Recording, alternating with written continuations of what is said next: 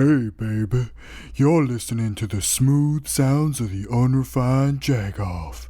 I'm your sweet soul honking host, Ian Cavelli. You're tuned in for some hot, steaming brain pudding, baby. Anyway, welcome back for episode 7 of the Unrefined Jagoff. I'm your host, Ian Cavelli. For any first-time listeners, the podcast is a collection of my stories, quotes, ideas, incoherent ramblings, or whatever I feel like filling the time with. Now, for years, I've been making up bad ideas for TV shows and movies, but recently I've been tweeting TV networks my gold-grade TV show pitches. So far, none of them have bitten. I don't get it. These are all good ideas. Please, someone give me money and I'll make them all happen. First one I pitched to the Disney Channel. It's called Funky Teen Grandma. I'm thinking, if we can make this while she's still alive, the star should be Cloris Leachman, wearing a minimum of 3 backwards hats, a gold-plated 8-track of, Safety Dance on a steel chain around her neck, and an inside-out tracksuit. She'll always enter the room loudly to deliver her classic catchphrase, "What's dope, you dips?" Maybe it'll be like Strangers with Candy, but with more canned laughter and less real laughter. Maybe the theme song will go like, "Funky Teen Grandma. She's real old school. Also, she's a grandma that thinks she's young and cool. She may be 86, but she knows all the skateboard tricks. What's dope, you dips?" As she kick flips into your heart. Aww. Funky Teen Grandma. Anyway, that's all the important stuff. Disney shows only need a catchy name, a terrible theme song, and a recurring gag. Not that I've watched that channel a lot or anything. But I guess her backstory would be like, she's an old lady, right? And she runs into a wizard and drinks a youth potion, but it only works for her brain, making her an old lady with a modern teenage brain, for some reason. Don't like that idea, huh? How about this? A teenage girl's daughter from the future travels back in time and makes her raise her daughter from the future. Eh? And a wizard turns her into an old lady. Funky Teen Grandma? The title is non-negotiable. My next pitch is for Nickelodeon, and would totally be a hit with all the "I'm such a 90s kid" BuzzFeed types. It's a follow-up spin-off to Clarissa Explains It All named Afterlife in Fergatory. In this story, Ferguson has died and is stuck in purgatory, trying to win his way into heaven. I think there was a show on TGIF in the 90s called Teen Angel, only the kid died from eating a cheeseburger under a bed or something and became an angel to help his friend. It was stupid, though. This'll be way better. Basically, he'll be the same bratty, annoying Ferguson, just older. Every episode, someone else in purgatory will get mad at him and yell, "Go to hell!" And they'll zoom in on Ferguson's face when he says, "I wish I could. Wah, wah." Maybe it'll start off with a pilot episode having Ferguson admiring his giant rubber band ball from an episode I vaguely remember from the 90s, I think. I could be making this up, but he'll start off thinking about how he could make it bigger, better, more massive. Then he starts adding layers onto it, and as he adds another layer, the ball rolls on top of him, crushing him to death. With his last dying breath, he'll say something really cringeworthy and terrible like, "That really rubbed me the wrong way." At this point, Melissa Joan Hart makes a short cameo, just to walk into the room, look at his dead body, shrug, and walk out of the room. Then the theme song abruptly kicks in. Bum, bum, bum, bum. Oh, he wasn't quite evil, he wasn't quite good. He didn't end up where he thought it would. Now we're stuck in limbo far as we can tell. Go to hell, I wish I could.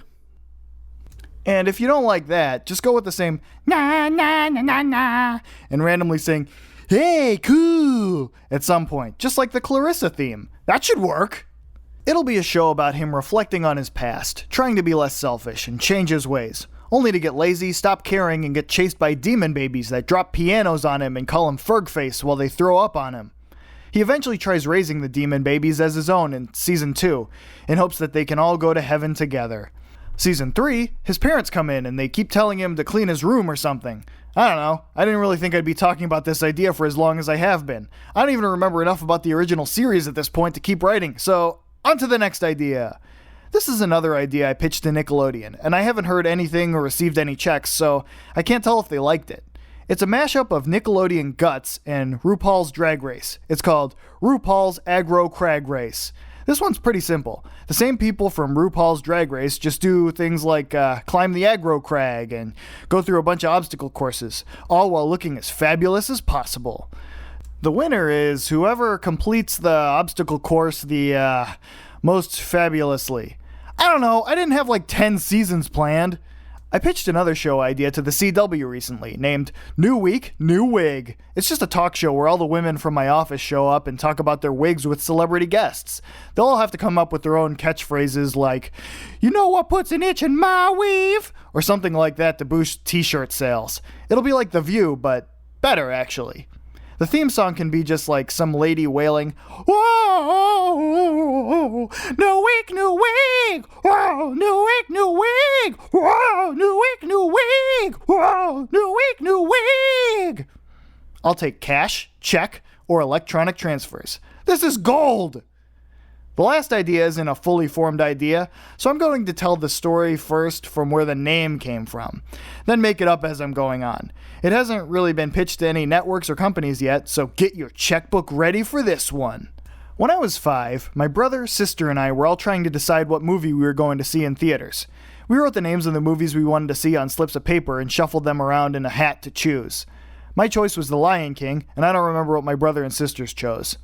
At that point in my life, reading and writing weren't all there yet, so I asked my brother and sister to spell it out for me as I wrote it.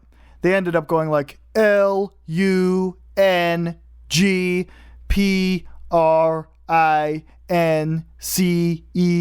and then laughed at me because I was 5 and couldn't spell. So, anyway, the movie/TV idea was called The Lung Prince. He's a lung, and his dad, king of the lungs, gets killed by his uncle, Spleen, who gives him a carton of cigarettes that give him emphysema, and he has to grow up and... you know what? I don't know. Just make a remake of The Lion King, but replace all the animals with body parts, organs, and diseases. It's break time! If you like this podcast, just remember, at the time of writing this, I haven't made a cent. I don't have any sponsors, so please send in your new and gently used mega computers, recording equipment, battle tanks full of ancient gold, the 1980-12 Olympic medal for coral reef boarding, your favorite copy of California Games, or like, I don't know, just give me money, man. Also, there's a new Satan's Basement album coming very soon to bandcamp.com, so stay tuned after the ending theme for more info and a preview after the show. Then, throw your entire paycheck at it to buy it. Also, remember to follow @UnrefinedJagoff on Instagram, Twitter, Tumblr, Facebook, or whatever else social media I'm forgetting. Anyway, let's get back to it, you dinguses. Back to the show! Oh, yeah.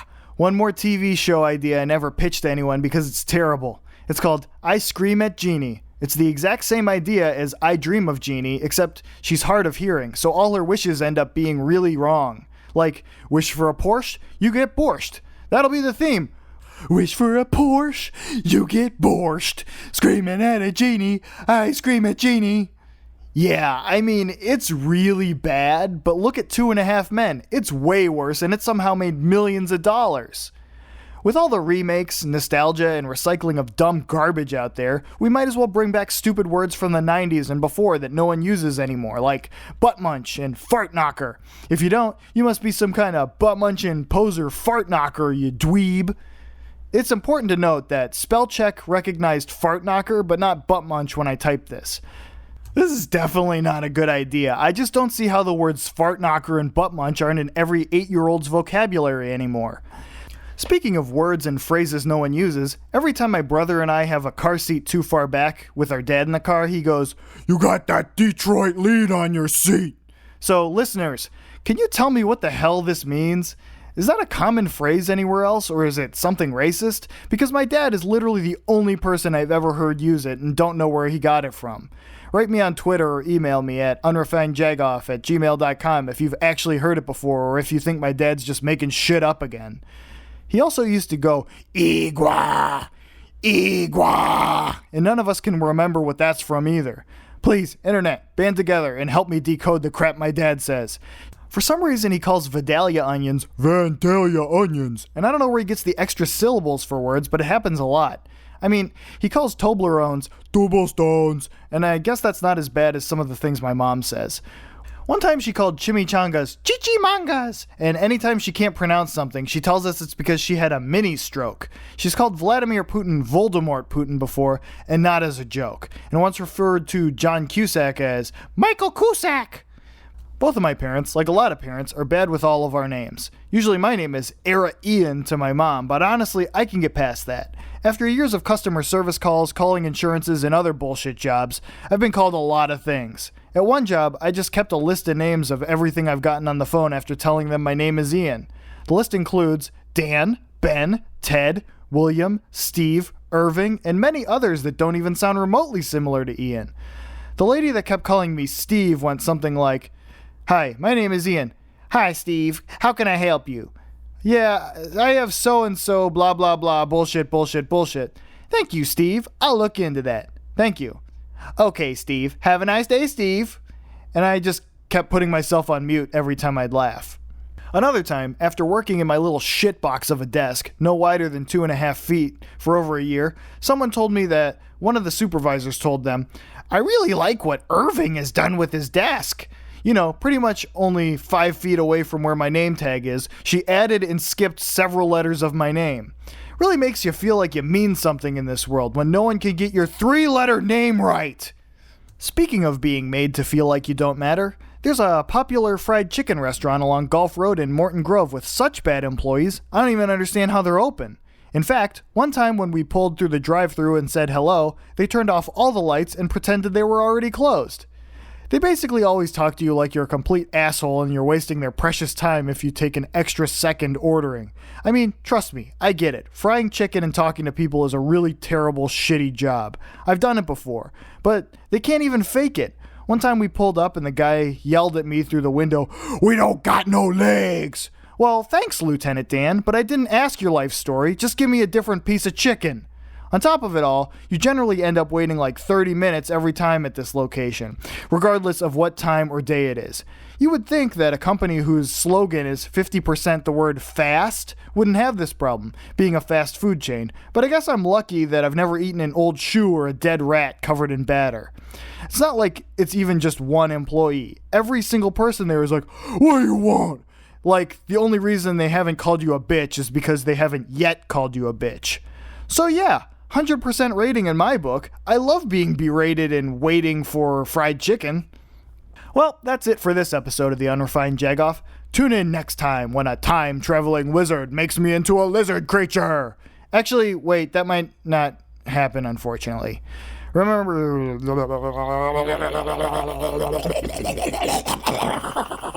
Remember to rate, subscribe, and share with anyone you can think of. Hey, steal someone's phone, subscribe them, and then give them their phone back with a nice little added surprise. Follow my social medias for updates on future episodes, bonus content, weird stuff, pictures of dogs, and more at Unrefined Jagoff on Instagram, Tumblr, Twitter, Facebook, you know, the internetings. As always, I'm your host, Ian Cavelli. All writing, recording, and production is done by me in my bedroom studio, and music is by Satan's Basement. Remember to support the arts, humanities, public media, your local comic book store, and of course, each other. Don't be dicks to each other, show empathy, and be a good person where it counts. That's all the show I have for you this time. Come back when you have some of those 1980-12 Olympic gold medals for me. Bye!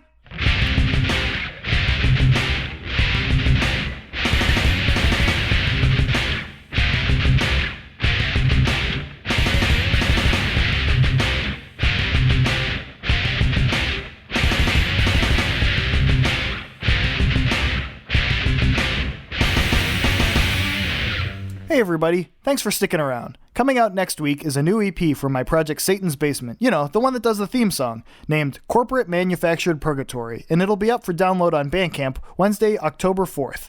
Here's a preview of the newest track, Megalomaniacal Alienation. Hope you enjoy. If not, just listen to it anyway.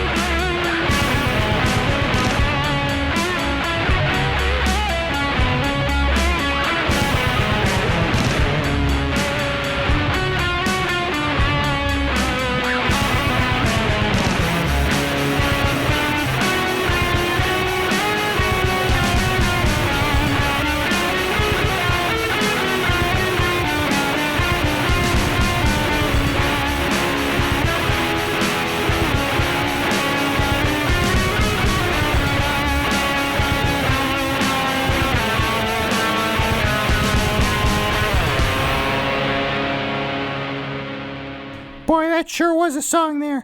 If I ever heard a song, that was a song. And I'm glad you liked it. So give me some money and give it all to the Satan's basement and give all the money in the world to him. He's a great guy. He likes money. He's a guy. He does the metal and does stuff. And my brother Joey's telling me to go home. So, okay, see you later, guys. See you next time. Bye.